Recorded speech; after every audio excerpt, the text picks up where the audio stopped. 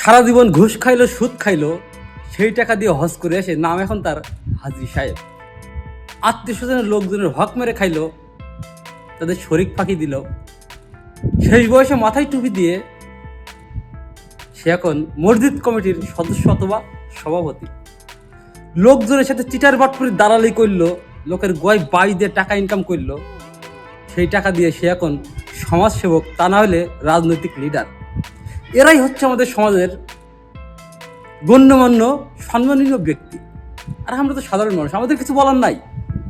কিন্তু আমাদের এই সাধারণ মানুষের ভিতরে কিছু অসাধারণ চামচা, যাদের কাজই হচ্ছে এই গণ্যমান্য ব্যক্তিদের পা চাটা, সাপোর্ট করা, সম্মান করা। সম্মান তাকেই করুন যাকে করা উচিত, যে এগুলো যোগ্য। কাউকে সম্মান করার আগে একটাবার ভাববেন তার পিছনের ইতিহাস কি ছিল। কেননা কথাই আছে, কয়লা ধুইলে ময়লা যায় না, আর মানুষ মরার আগ পর্যন্ত তার স্বভাব পরিবর্তন হয় না।